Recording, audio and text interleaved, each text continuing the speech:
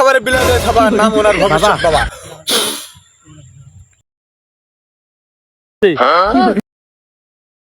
বাবা এই বাবা ধ্যান ভঙ্গ করিস না বাবা, দীর্ঘ 30 সেকেন্ড ধরে ধ্যানে। আচ্ছা তাইলে যাইগা। দাঁড়া, এই ধ্যান ফেলা কি করবি ক? বাবা আমি কিছু বুঝি না, করেছেন তালের গাছের নিচে বন, বট গাছের নিচে এক সময় বন। বট গাছ হোক আর গাছ হোক তাল, ভণ্ডামি ছাড়া বাবা চিনতে পারে না কারণ।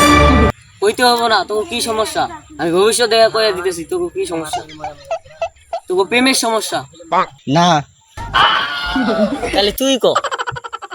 আমার বন্ধুর উপরে আত্মার অলৌকিক ছায়া পড়ছে, এটাই তো আমি কইতে চাইছিলাম। ভূত জিন আত্মা আমি কোনো কিছু ভয় পাই না। কুত্তার খাবারে বিলাতে খাবার নাম ওনার ভবিষ্যৎ বাবা। একদম ঠিক, চরম সাহসী সঠিক মানুষের কাছে তুই আইসস। ঘটনাটা ঘটছে কোন জায়গায় ক। বাবা রোড নাম্বার 99 দিয়ে আসার সময় এই ঘটনাটা ঘটছে বাবা।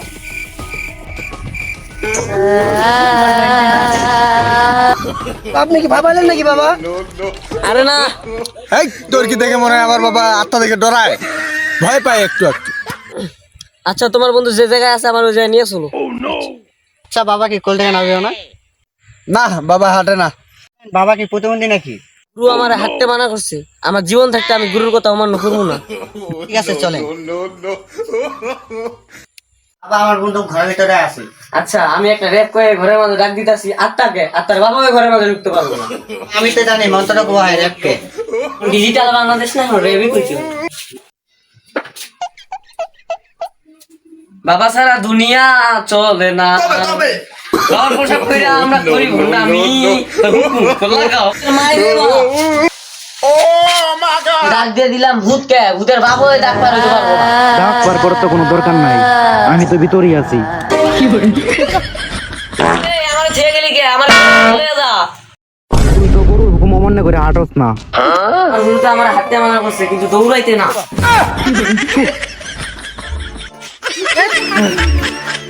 তোমার ওই বন্ধুরা আত্মার হাত থেকে বাঁচার একটাই উপায়, এই 2 টাকা দামের ম্যাচ দিয়ে তোমার বন্ধুর ওই নাসারি খাতা পুরা দিতে। আরো তো ম্যাচ আছে, দুটা ম্যাচ।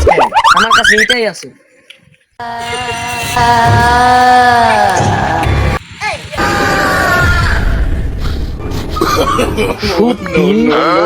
আমার সত্যি পছন্দ না।